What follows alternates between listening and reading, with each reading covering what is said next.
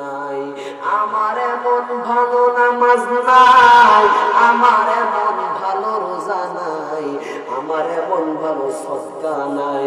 মায়ার নবী গো, ও দয়াল নবীজি, খোদার কসম, ও দয়াল নবীজি, যদি আমার এমন ভালো নামাজ নাই, এমন ভালো রোজা নাই, কিন্তু ইয়া রাসূলুল্লাহ নবী গো, আমি আমার জীবনের চেয়েও আল্লাহ এবং রাসূলকে বেশি ভালোবাসি। উচ্চ আওয়াজ বলুন ইয়া রাসূলুল্লাহ। সাদে মিটে না রওজা দেখে, রওজা দেখে, রওজা পারেন না আপনারা, সগীরা গুনাহ ক্ষমা হয়ে যাবে। সাদে মিটে না রওজা দেখে, রওজা দেখে, রওজা দেখে, সাদে মিটে না রওজা দেখে, রওজা দেখে।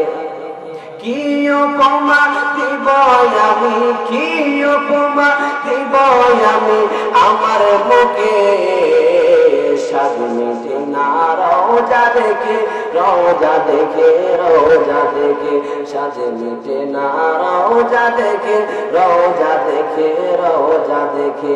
নামাজ আল্লাহ নেয় না সালাম আল্লাহ পাকে, ওয়াজিবে হলো সালাম দিবি নবীজিকে। নামাজের মধ্যে আল্লাহর সালাম দেননি, দেই না।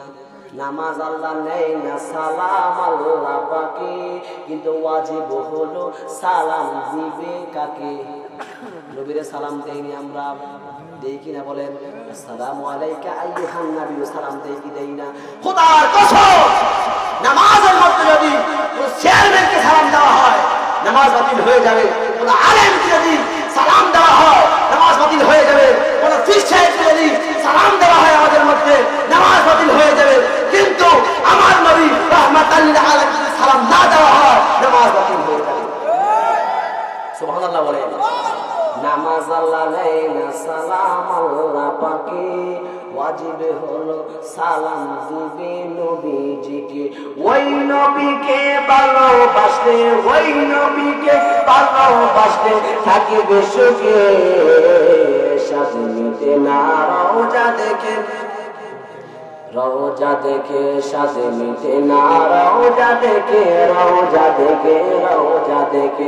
কি উপমা দিব আমি, কি উপমা দিব আমি আমার মুখে, সাথে মিটে না রওজা দেখে, রওজা দেখে, রওজা দেখে, সাথে মিটে না রওজা দেখে, রওজা দেখে, রওজা দেখে। চিৎকার বলুন ইয়া রাসূলুল্লাহ, আর উচ্চ আওয়াজ বলুন ইয়া ওলি আল্লাহ। এ আমার বন্ধু,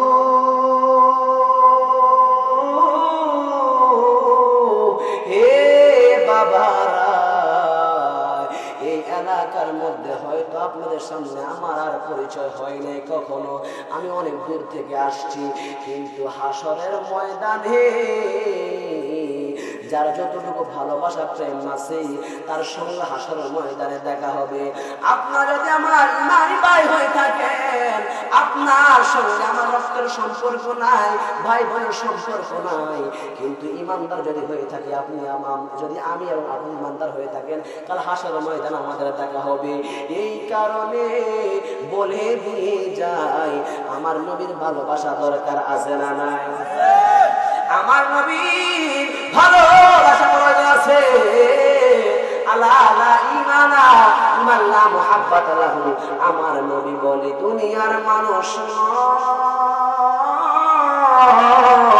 ও দুনিয়ার মানুষ যার ভিতরে আমি নবীর ভালোবাসা থাকবে না, আমি নবীর মহব্বত থাকবে না, ওই কোনদিন ইমানদার হতে পারবে না। বাবা, নামাজও দরকার আছে, রোজাও দরকার আছে, হজও দরকার আছে, ভালো কাজও দরকার আছে, আপনার সব ভালো দরকার আছে, নবীর ভালোবাসাও দরকার আছে না নাই? কেননা আমার আল্লাহ আমার রাহমাতাল লিল আলামিনের কথা একবার দুইবার বলে নাই, নামাজের কথা কোরআনে আছে না নাই? নামাজের কথা কোরআনে আছে, হজের কথা কোরআনে আছে, যাকাতের কথা আছে, তাহাজ্জুদ নামাজের কথা আছে। এমন এক একটা আপনার রিওয়ায়াতের মধ্যে 5 বার 10 বার এমন ভাবে আছে, কিন্তু আমার নবীর কথা আমার আল্লাহ 1400 বার বলেছে। এতবার আর কোনো কিছুর কথা আল্লাহ বলে নাই। এই কারণে বাবারে আমার নবীর ভালোবাসা প্রয়োজন আছে না নাই? নামাজ ছাড়ি দিয়ে নবীর ভালোবাসা চলবে না। নামাজ পড়তে হবে, রোজাও রাখতে হবে, হজ করতে হবে, নবীর ভালোবাসা দরকার আছে। আবার কিছু মানুষ আছে নামাজ রোজা সব করে কিন্তু নবীর প্রতি ভালোবাসা নাই, এমন আমল কবুল হবে না। কেননা আমার নবী বলছে, তুমি যদি ঈমান আনার পরে, ঈমান কি জিনিস, ওয়াতিউল্লাহ ওয়াতিউর রাসূল, আমার আল্লাহ বলে ও দুনিয়ার মানুষ শোনো, আগে আমার হাবিবকে ভালোবাসো, এরপরে আমি আল্লাহর তুমি পাইবা। তুমি নামাজ পড়ো, এই কোরআন শরীফ তেলাওয়াত করো, ঠিক আছে, যাকাত দাও, ঠিক আছে, এই কোরআন শরীফ আমিও পড়ি, আপনিও পড়েন, সবাই পড়ে, কিন্তু সবাই পড়া এক হয় না। এই কোরআন শরীফ কিছু কিছু মানুষ পড়বে, আমার নবী বলেছে তাদের কোরআন পড়াটা গলার উপর দিয়ে চলে যাবে, কিন্তু কিছু মানুষ আছে গো যাদের কোরআন শরীফ পড়লে অন্তর পর্যন্ত যাবে। এই কারণে এই কোরআন শরীফ পড়তে হলে নবীর মহব্বত নিয়ে পড়তে হবে। আপনি যত আমল আছে সব আমল আমার নবীর মহব্বতে আপনি করবেন, স্বল্প আমলে আপনার নাজাতের ব্যবস্থা আমার আল্লাহ করে দিবে। চিৎকার দিয়ে বলবেন ইয়া রাসূলুল্লাহ। হাসর ময়দান যেদিন কায়েম হয়ে যাবে, ওই দিন মানুষ লক্ষ লক্ষ মানুষগুলা আপনার কোটি কোটি আমল নিয়ে আপনার হাসর ময়দানের দিকে দৌড় মারবে। দৌড় মারার পরে কিন্তু আসার সময় মানুষগুলা খালি হাতে ফিরে আসবে। এই কারণে বাবা এই নামাজ পড়তে হবে, সুদ খাওয়া যাবে না, এই রোজা রাখতে হবে আল্লাহকে খুশি করার জন্য, এই জাকাত দিতে হবে মানুষকে খুশি করার জন্য নয়, আমার আল্লাহকে খুশি করার জন্য। যদি এগুলাই নিতে হয় তাহলে প্রত্যেকটা আমল আল্লাহর দরবারে কবুল হয়ে যাবে এবং আমার নবীর মহব্বত অন্তর দিয়ে আপনি করতে হবে। একটু দূরে সরে পড়েন আল্লাহুম্মা সাল্লি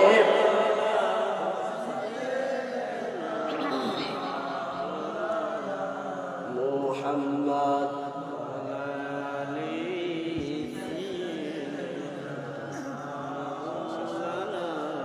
মুহাম্মদ আল্লাহুম্মা সাল্লি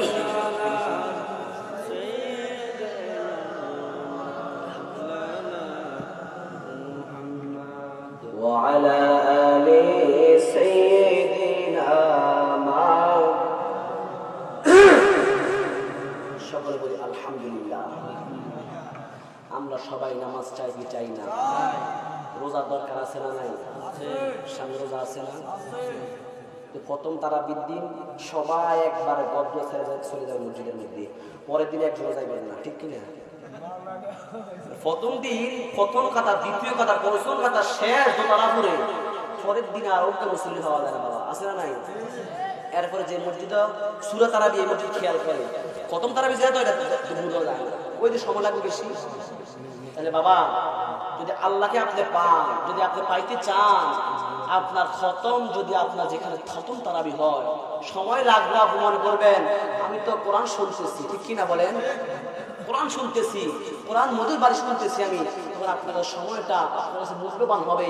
যেমন এখানে যদি আজকে গান বাজনা হইতো তাহলে আপনার কাছে সময়টা স্বল্প লাগতো, ফজর আজান দিলেও মনে হইতো যে আপনার কাছে সময়টা মনে অল্প গেছে, কিন্তু এখন এখানে বসছেন মনে হয় হাসর ময়দানে যেতে আপনি মনে হয় আমি হাসর ময়দানে আছি, এই মুহূর্তে কতক্ষণ পর্যন্ত কতক্ষণ সূর্য আপনার মাথার উপর চলে আসে, এরকম মনে করি আমরা। কিন্তু ওই যে আসলে দোষ আপনার না, শয়তানের দোষ। আপনারা কিন্তু শয়তান কি করে আপনার দোকা ফেলাই দিয়েছে। আসলে বাবা অনেক রাত হয়ে গেছে, মোটামুটি আমি এরকম আলোচনা করতে চাই না। সারা নামাজ করবো, নিজেও নামাজ পড়তে পারলাম না, আপনারাও পড়তে পারলেন না, এরকম নামাজ করে লাভ আছে? আপনারাও নামাজ পড়বেন, আমিও নামাজ আদায় করব। তো আমি আসলে আপনাদের কাছে অপরিচিত, কিন্তু আমার মুখটা আপনার কাছে অপরিচিত। যদি আমার কোনো কথার মধ্যে ভুল মানতে হয়ে থাকে আপনারা ক্ষমার দৃষ্টিতে দেখবেন। কেননা আমি আমার কোনো স্বার্থে কথা বলছি। আমি একটা মসজিদে খতিব, জুমা পড়াই। আমি বলছি এই কথা বলো না, আমি প্রথম জুমায় বলছি, এদিকে খেয়াল করেন প্লিজ, একটু অল্প সময়। আমি প্রথম জুমা বলছি এই এলাকার মধ্যে, যে এলাকার মধ্যে যদি কোনো গান বাজনা হয়, ডেক সেট বাজানো হয়, আমি ওই বিয়েতে যাব না, ওই বিয়ে আমি পড়াবো না। আমি ওই বিয়ে আমি ডাইরেক্ট প্রথম জুমায় বলছি। এটা বলার পরে আলহামদুলিল্লাহ অনেকটা কমে গেছে। আপনি দেখেন মানুষ বিয়েতে ডেক সেট বাজানো শুরু করে, সব কিছু হারাম কয়, লাস্ট দিয়ে হুজুর মাঝখানে আইনে কবুল করে মিলাতে বিয়ে করে শেষ। আচ্ছা কোন প্রথম থেকে শেষ পর্যন্ত হারাম, এই বিয়ে কয় মাস টিকবে? টিকবে? তাহলে আপনি সব কিছু হারাম দিয়ে করছেন, আলেম মিয়া কবুল করে নিয়ত করে আপনি হালাল বানাইছেন, হালাল হয়ে গেছে? হালাল হয়নি। তাহলে আলেমদেরকে আমি বলবো, ওই ডাইরেক্ট বলবেন এই বিয়ে, এই যে সমাজ যদি কোনো গান বাজনা হয়, ডেক্সে বাজানো হয়, ওই বিয়েতে জানানো যাবে, কোনো ইমাম সাহেব যাবে না। এবং এখানে একটু ভুল হয়েছে, একটু খেয়াল, আমি কথা শেষ করে দিচ্ছি। একটু ভুল কি হয়েছে জানেন? আমি নিজে বিয়ে পড়াই নাই, বলছি বিয়ে পড়াইতাম না, খেয়েছি, কিন্তু এলাকার মধ্যে কিছু সুডা হুজুর আছে। সুডা হুজুর বুঝেননি? মানে কোনো চাকরিও নাই, কিছু নাই, কোন রকম আছে। এরকম হুজুর কি করছে, যে বিয়ে পড়াই গেছে। আমার কথা কই গেছি, আমি এরকম বক্তব্য দিয়ে আগেছি আমার। তাহলে আলেমদের থাকতে হবে আপনার জবান যেমন, ওই আলেম যে বলছে আমার স্বার্থে আমি বলি নাই। আমার তো বিয়ার দরকার নাই, খাওয়ার দরকার নাই, টাকার দরকার নাই, হাদিয়ার দরকার নাই, কিন্তু হারাম যেন সমাজের মধ্যে থেকে উঠে যায়, ঠিক কিনা? সবাই যদি এই নীতিটা রাখতো, সভাপতির বাড়ির যেমন পরিস্থিতি, সাধারণ মানুষের এক পরিস্থিতি থাকার দরকার ছিল না। এখন হাজি সাহেবের বাড়ির মধ্যে ট্যাক্সি বাঁচতেছে, ডাক দিচ্ছে কি হাজি সাহেব আপনাদের মসজিদের মধ্যে আপনার বাড়িতে ট্যাক্সি বাঁচা হুজুর, এগুলি একবার না করবার পানি বলবেন শেষ, একবার নাকি করবে আর করবে না, উত্তরটা কি? তাহলে এমন আমাদের সমাজের মধ্যে সভাপতির বাড়ির মধ্যে ট্যাক্সের বাজারে কোনো সমস্যা নাই, কিন্তু সাধারণ মানুষ বাড়ির আবার সমস্যা হয়ে যায় না। সবাই বাড়ির জন্য সমান অধিকার রাখতে হবে। আল্লাহ পাক রব্বুল আলামিন আমাদের সবাইকে কবুল আর মঞ্জুর করে ৫ ওয়াক্ত নামাজ আমরা যেন পড়তে পারি, সামনে ৩০ রোজা রাখতে পারি, পরিপূর্ণভাবে যেন জাকাত দিতে পারি। আর সর্বপ্রথম হচ্ছে আমার নবীর ভালোবাসা দরকার আছে না নাই? আমার নবীর ভালোবাসা রেখে সবাই আমরা ৫ ওয়াক্ত নামাজ পড়বো, জাকাত দিব, হজ করব, সকল কিছু করব। আল্লাহ পাক রব্বুল আলামিন আমাদের আমলটা কবুল করে নেবেন। আল্লাহ পাক রব্বুল আলামিন আমাদেরকে সবাইকে ক্ষমা করুক, এবং যতটুকু কথা বলেছি আল্লাহ যেন আমল করার তৌফিক দান করুক। সকলে বলুন আমিন, উচ্চ আওয়াজ বলুন আমিন। ওয়া আখিরু দাওয়ানা আলহামদুলিল্লাহি রাব্বিল আলামিন। আসসালামু